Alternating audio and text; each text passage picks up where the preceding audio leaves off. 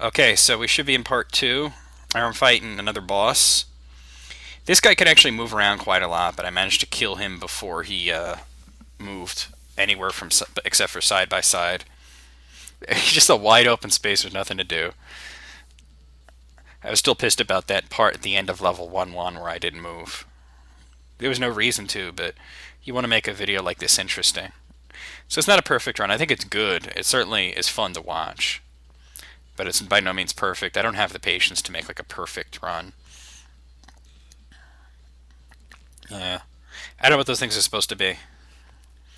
And here's where the music changes, and it's this is like the grossest boss ever. I'm not actually near the boss yet. It's like this disgusting lamprey-looking thing, and I had the choice between the right and left path. I chose the left path because it's more interesting. You can see that I can get right inside of the blades for like a split second. Of course, everything kills you. And I was originally going to switch to the right path here, and I do it for a little while, but I thought the right path was really boring, so I go back over there. And now you have to shoot it in its ass, which is also an eyeball. Now, a lot of people ask me about this part here. Let me pause it. Alright. Here, let me... Well, okay, now one thing is that this shot here looks like it's going through me, but that part of the sprite isn't affected by anything.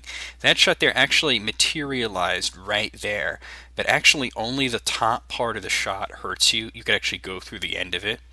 So I basically found the perfect spot where I didn't have to move. I can shoot the eye, and any shots that it creates, it actually comes up here where the tip of it is above the character sprite, and I'm not getting hit by anything else. So it looks like there's a lot of shots going through me in this spot, but actually it's just I found the absolute perfect spot.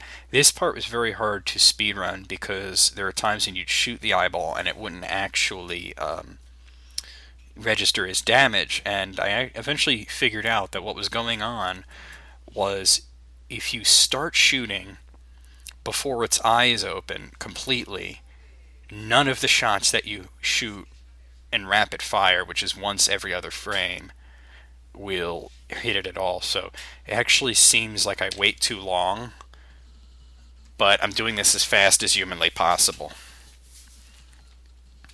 So that's probably the thing that, and then as the end, that's probably the thing that most people ask questions about. Okay, this is where I think it really starts to get interesting. You got these disgusting looking things that jump up and down, and see, I go underneath it. That was a lot of fun for me, for whatever reason. I just like these later levels because they're so fun to play, as long as you're, tool assisted. Trying to play them in real time is unbelievably bullshit. And then there's those explosions, which I dance around. The explosions are once again a lot bigger than they look, so that was a complication why I couldn't get closer to them. And that was kind of glitched. I just thought that was funny. So yeah, I'm just every time they jump, I try and sneak it. Well, not every time, but as many times as possible as those little things jump, I try and sneak underneath it. I start doing it more and more because I got better at it. Okay, here comes the boss.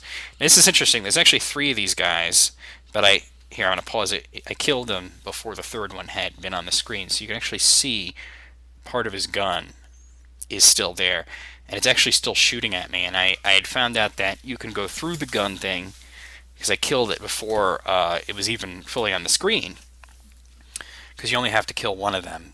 They all share the same life. This can't hurt you, but the shots it shoots, because you can see it's still shooting, they actually will hurt. I tested that.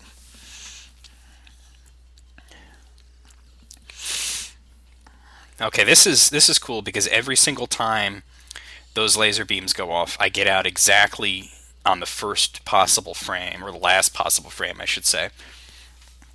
So it looks really fast. A lot of the times when I'm moving and I'm weaving around, I'm not moving on every single frame because I'm actually slowing the character down enough to do complicated maneuvers, because when you're dealing with an NES game,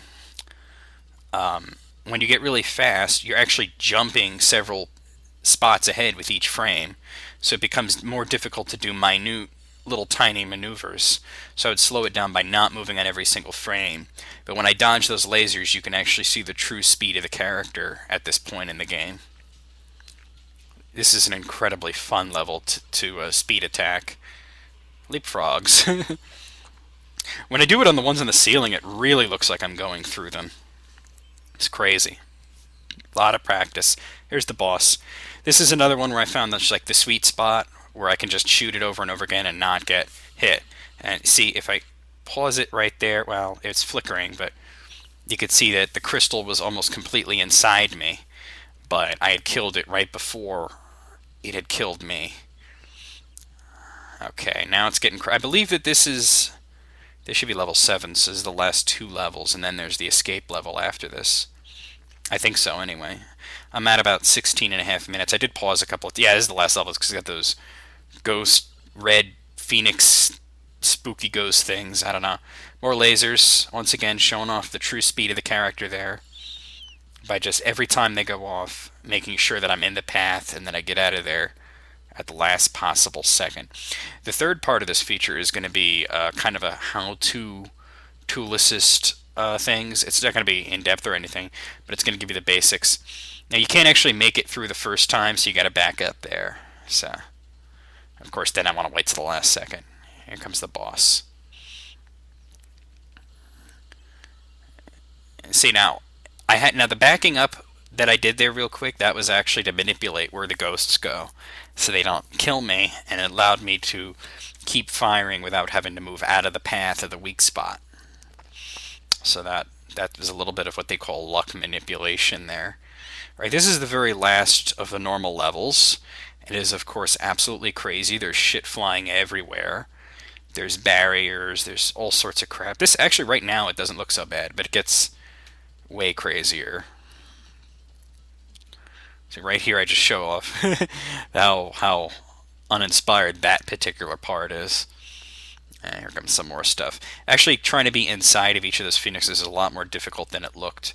They had very big hitboxes. Here comes more of those great lasers. Zap. Oh, I could have been inside it. I don't know why I didn't do it that time. Maybe I was getting bored with it. Who knows? Oh, look at this. It's just absolutely... Just try to imagine playing this. Every enemy takes a couple of hits, too. Now, the last boss is coming up here. Very difficult. It only has one weak spot. And I actually kill it a frame before the attack that it had honed in on me would kill me. See, if you watch, I'm going to pause it at that spot. See now? You see the ghosts? See they're coming towards me? Right there, it's dead. You could see the explosion starting right there. The ghost was like partially inside the sprite already. One more frame, I would have been dead. So I got kind of lucky there. I didn't have to manipulate anything. Lastly, here's the little interlude where the weird bubble anime chick comes out. Yay! And then you're carrying her in a bubble.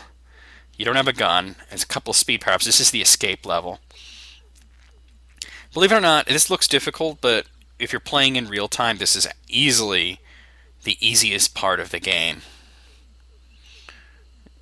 And I do a lot of like last possible frame maneuvers here. I'm staying in the back just so you could get the sense that I'm in danger, even though I have everything completely in control.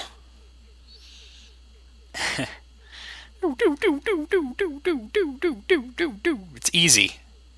This part, it was hard to make it interesting. Now I go forward so I can end the movie video at the earliest possible frame, and that's where I don't have to press any more buttons. See, it says movie playback stopped. And that's the end of it. And you get to see Abadox explode, taking the creature that had engulfed it with it. And I guess we run off to bone our little weird-looking anime chick in space.